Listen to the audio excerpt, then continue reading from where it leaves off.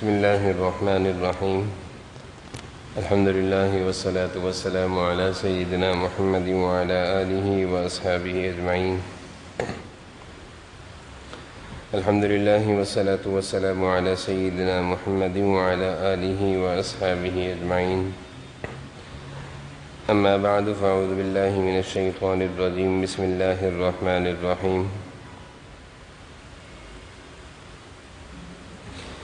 ثم قست قلوبكم من بعد ذلك فهي كالحجارة أو أشد قسوة وإن من الحجارة لما يتفجر منه الأنهار وإن منها لما يشقق فيخرج منه الماء وإن منها لما يهبط من خشية الله وما الله بغافل عما تعملون. صدق الله مولانا العظيم. اللهم صل على سيدنا ومولانا محمد وعلى آل سيدنا ومولانا محمد وبارك وسلم. اللهم صل على سيدنا ومولانا محمد وعلى آل سيدنا ومولانا محمد وبارك وسلم. میرے قابل احترام بزرگوں، عزیز بھائیوں،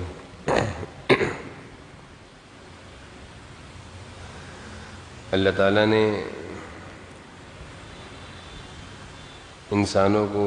انسانوں کے ساتھ دنیا میں رہنے کا طریقہ سکھایا ہے اور آداب بتائے ہیں.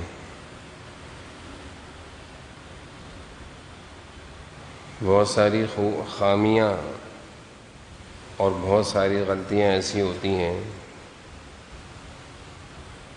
جس سے ایک انسان کو دوسرے انسان سے تکلیف پہنچتی ہے، اور اس تکلیف کے نتیجے میں انسان کے دل میں دوسرے بھائی کی طرف سے بغض، نفرت، عداوت آ جاتی ہے. یہ بغض کسی کی طرف سے دل میں رکھنا، نفرت دل میں رکھنا، دشمنی کا جذبہ دل میں رکھنا، کسی کے نقصان پہنچانے کے لیے دل میں جذبہ رکھنا، اس برے جذبے کو حدیث میں بیماری کہا ہے.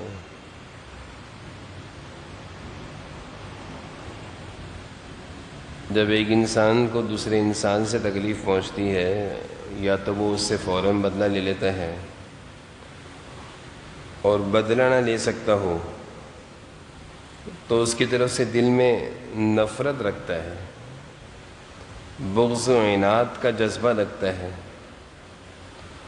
اور موقع کی تلاش میں ہوتا ہے کہ مجھے موقع ملے میں اس کو نقصان پہنچاؤں. تو کسی بھائی کی طرف سے دل میں بغض رکھنا، کسی مسلمان کی طرف سے دل میں نفرت کا جذبہ رکھنا، جناب نبی کریم صلی اللہ علیہ وسلم ارشاد فرما رہے ہیں کہ یہ ایسی بیماری ہے جس بیماری کی وجہ سے گزشتہ قومیں ہلاک ہو گئیں.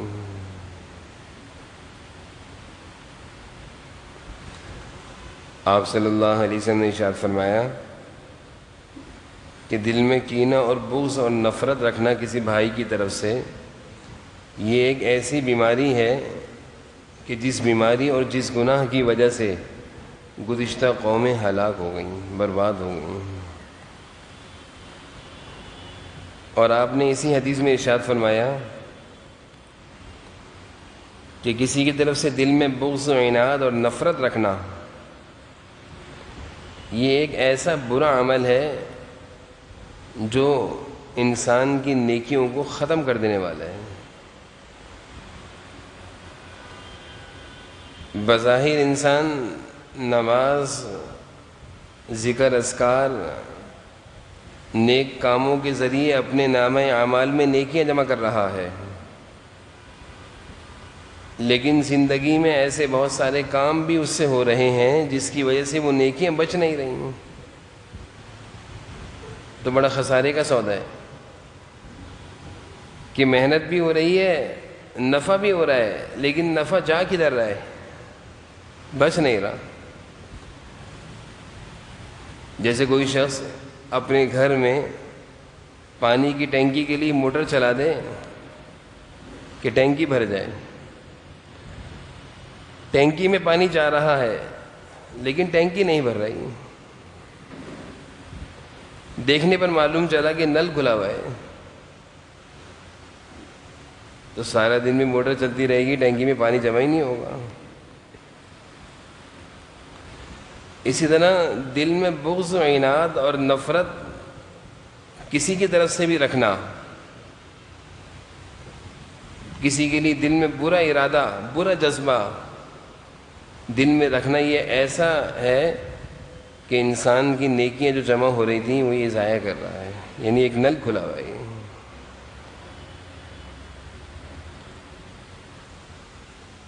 اور یہ ایک ایسا گناہ ہے، ایک ایسی بیماری ہے، ایک ایسا رذیلہ ہے، یہ دکھتا بھی نہیں ہے۔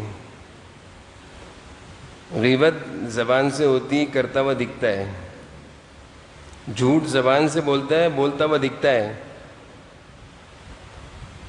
بہت سارے گناہ ہیں جن کا انسان جب کرنا شروع کرتا ہے تو وہ کرتا ہوا دکھتا ہے کہ یہ غلط کر رہا ہے، لیکن دل میں کسی کے لیے بغض و عناد اور نفرت رکھنا، یہ ایسا گناہ دکھتا بھی نہیں ہے۔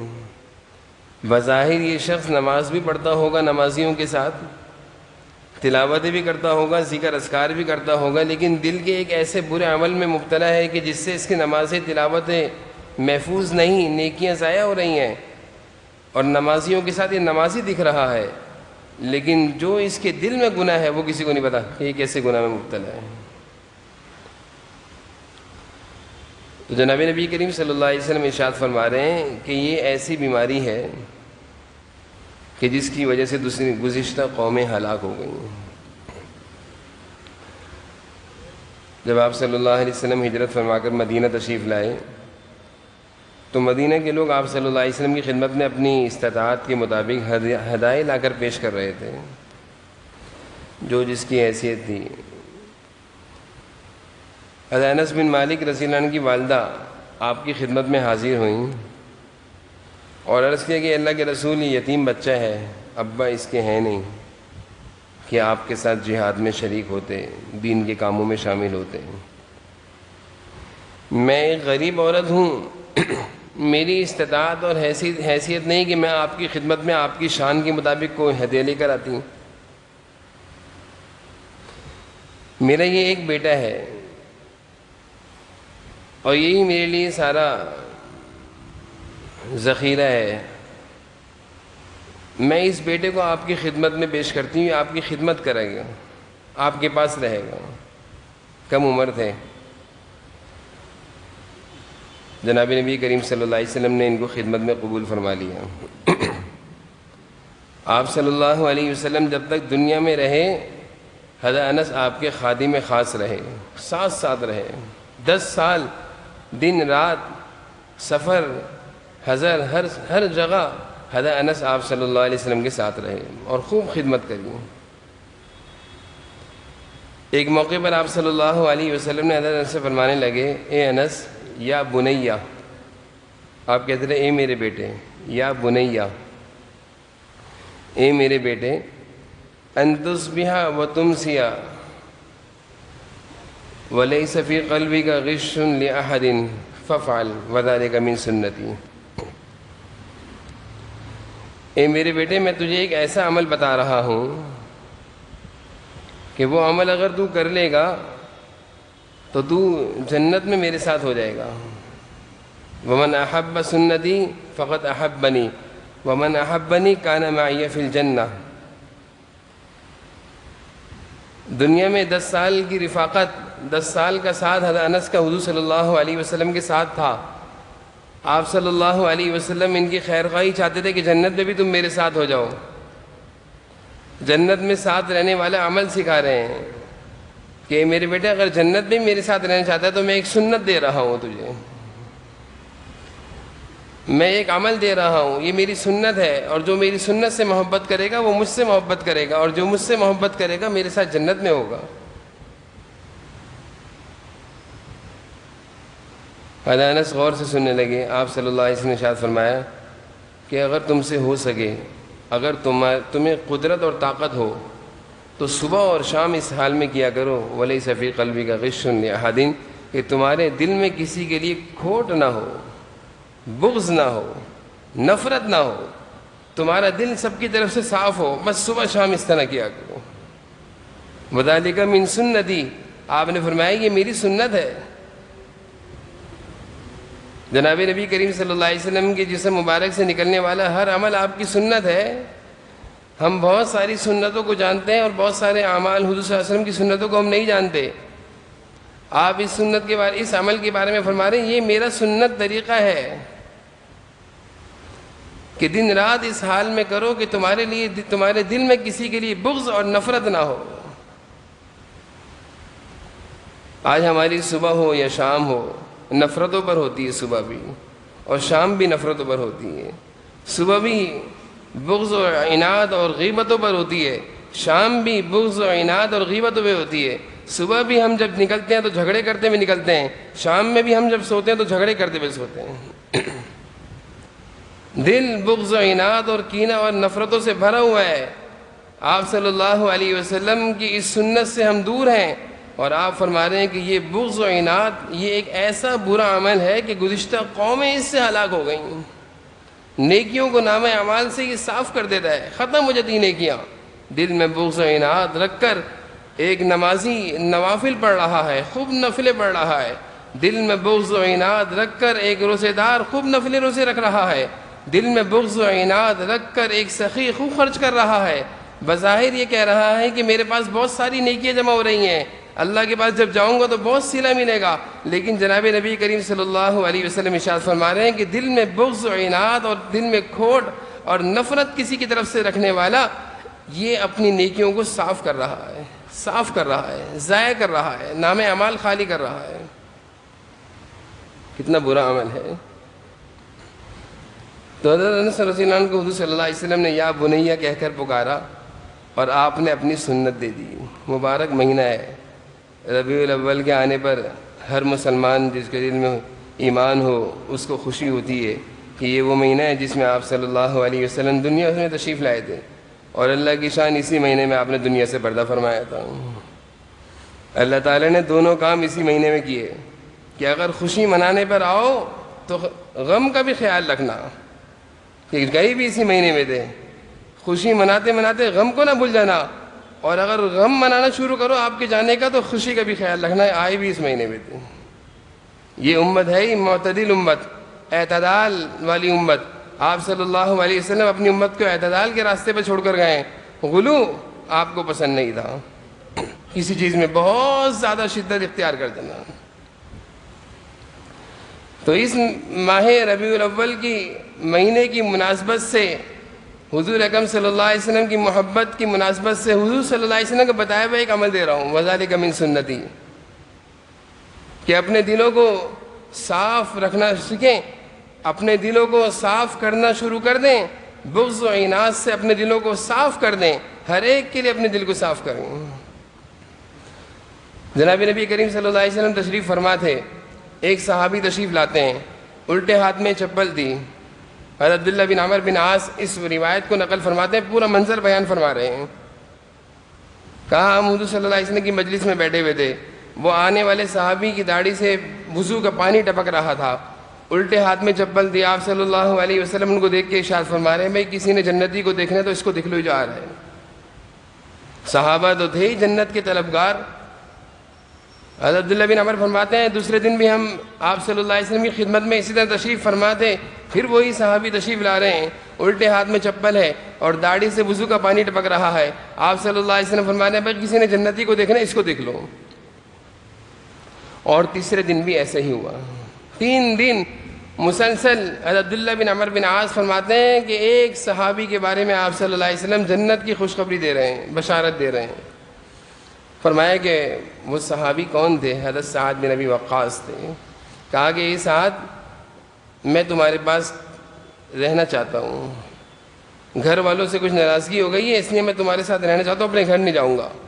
مقصد یہ تھا کہ میں دیکھوں ذرا کہ سعد کون سا ایسا عمل رات کو اٹھ کے کرتے ہیں کہ جس پر 3 دن جنت کی بشارت مل رہی ہے. صحابہ کے اندر جستجو تھی، وہ چاہتے تھے کہ ہمیں ہی پتہ چلے، ہم بھی وہ عمل کریں اور ہمیں بھی جنت کی بشارت ملے. جیسے دنیا کے پیچھے ہم لوگ لڑا کرتے ہیں، وہ آخرت کے لیے کوشش کیا کرتے تھے. حضرت سعد نے کہا آ جاؤ رہ لو میرے پاس۔ حضرت عبداللہ بن عمر فرماتے ہیں 3 راتیں میں مسلسل رہا اور میں رات کو سویا نہیں، اٹھ کے دیکھتا کہ حضرت سعد کون سا ایسا عمل کر رہے ہیں کہ جو ہم نہیں کر رہے ہیں، اور کون سا ایسا عمل ہے کہ جنت کی بشارت جناب نبی کریم صلی اللہ علیہ وسلم کی زبان نبوت سے۔ کہا مجھے کوئی خاص ایسا عمل نہیں دکھا، البتہ اتنا دکھا کہ کروٹ لیتے تھے تو اللہ کا نام لیتے تھے، آنکھ کھل جاتی تھی تو اللہ کا نام لیتے تھے۔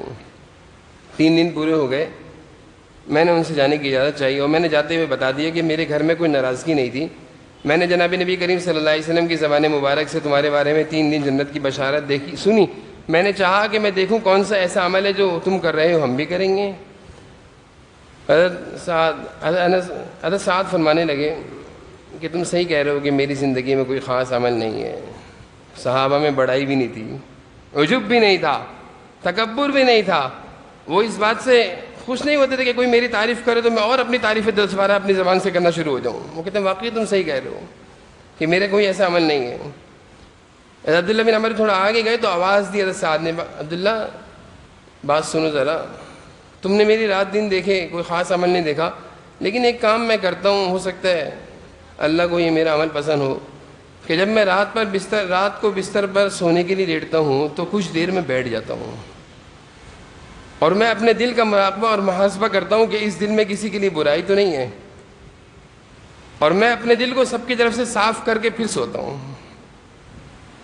میں اپنے دل کو سب کی طرف سے صاف کر کے معاف کر کے سوتا ہوں، میں دل میں کسی کے لیے بغض و عناد لے کر نہیں سوتا۔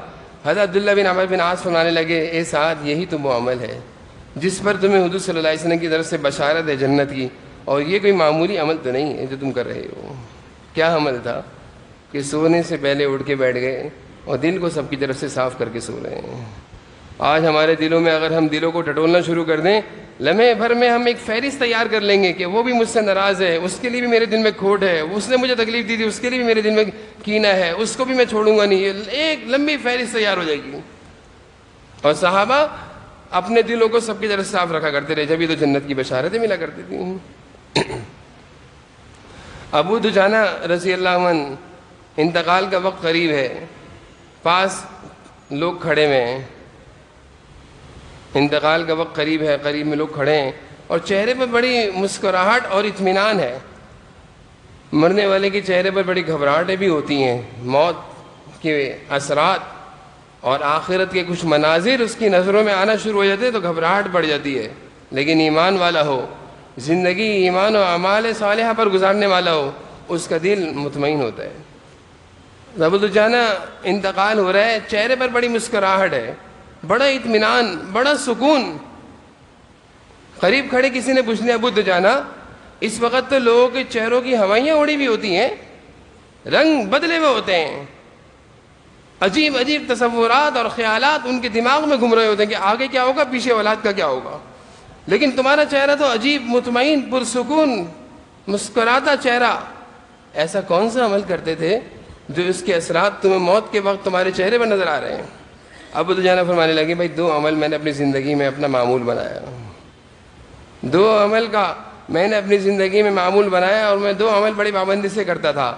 ایک یہ کہ فضول باتیں نہیں کرتا بھائی، میں لیانی اور فضول گفتگو میری عادت نہیں ہے، چر زبان چل رہی ہے کوئی حساب نہیں ہے، حساب تو دینا ہے اس زبان کے بارے میں بھی، فر زبان چل رہی ہے کوئی حساب نہیں ہے، حساب تو دینا ہے۔ یہ کیا بولا تھا؟ اللہ تعالیٰ پوچھیں گے کیوں بولا تھا؟ کیونکہ زبان سے نکلنے والا ہر بول یا تو وہ صحیح ہوگا یا غلط ہوگا، یا تو وہ اس کو جنت کی طرف لے جا رہا ہے یا جہنم کی طرف۔ زبان سے نکلنے والا ہر بول یا تو کسی کی عزت کو تار تار کر رہا ہے یا کسی کے دل کو زخمی کر رہا ہے۔ طنز و طعنے ہماری عادتوں میں شامل ہو چکے ہیں۔ فرمایا کہ میں گفتگو زیادہ نہیں کرتا، ضرورت کی بات کرتا ہوں، اور دوسرا یہ میرا دل ہمیشہ سب کی طرف سے صاف رہتا ہے، میں نے کبھی دل میں کسی کے لیے بغض و عناد نہیں رکھا۔ مجھے ایسا لگتا ہے کہ یہی 2 عمل ہیں کہ موت کی سختیاں آسان ہو گئی ہیں، چہرے پر اطمینان ہے۔ تو بھئی یہ مبارک ربیع الاول کا مہینہ ہے، اور میں نے جو حضور صلی اللہ علیہ وسلم کی حدیث بیان کری، جو انس کو بیان فرما کر آپ نے فرمایا وَذَلِكَ مِن سُنَّتِي، دل کو صاف رکھنا یہ میری سنت ہے۔ اس مہینے کی مناسبت سے اپنی زندگیوں میں اگر ہم سکون چاہتے ہیں، اپنے اعمال کو درجہ قبولیت تک پہنچتا ہوا دیکھنا چاہتے ہیں، تو اپنے دل کو سب کی طرف سے صاف کریں، معاف کریں۔ دل میں بغض و عناد کسی کے لیے نہیں ہونا چاہیے، کینہ کھوٹ کسی کے لیے نہ ہو، نہ اولاد کے لیے، نہ بیوی بچوں کے لیے، نہ دوسروں کے لیے، نہ دشمنوں کے لیے، کسی کے لیے نہ ہو۔ حدیث شریف میں آتا ہے اللہ تعالیٰ جمعرات اور پیر کو اعمال اوپر اٹھواتے ہیں، فرشتوں سے کہتے ہیں لاؤ میرے بندوں نے کیا عمل کیا ہے۔ لیکن بہت سارے لوگوں کی نیکیاں روک دی جاتی ہیں کہ ابھی قبول نہیں کی جائیں گی، اور حدیث میں آتے ہیں یہ وہ لوگ ہوتے ہیں جو آپس میں لڑے ہوئے ہوتے ہیں۔ اللہ تعالیٰ فرماتے ہیں جب تک یہ اپنے دل صاف نہیں کریں گے ان کی نیکیاں ہم اوپر نہیں اٹھائیں گے۔ ناراضگی اور دشمنیاں اور آپس کی ناچاقیاں اور اختلافات یہ انسان کی نیکیاں بھی اوپر جانے سے روک دیتے ہیں۔ اس لیے اگر کسی سے ناراضگی ہو جائے تو گھنٹے 2 گھنٹے تھوڑا ناراضگی میں رہنا یہ حق ہے، گزار دیں، لیکن جلدی کریں معافی مانگنے میں، جلدی کریں دل صاف کرنے میں، کہیں ایسا نہ ہو کہ ہمارے نیک اعمال اللہ کے ہاں جا نہ رہے ہوں، یا جا رہے ہوں تو ضائع ہو رہے ہوں۔ اللہ تعالی ہم سب کو جناب نبی کریم صلی اللہ علیہ وسلم کی اس سنت پر بھی عمل کرنے کی توفیق نصیب فرمائے، اور اپنے دل کو ہر لمحہ صاف، ہر ایک سے صاف کرنے کی توفیق نصیب فرمائے۔ وآخر الحمد للہ۔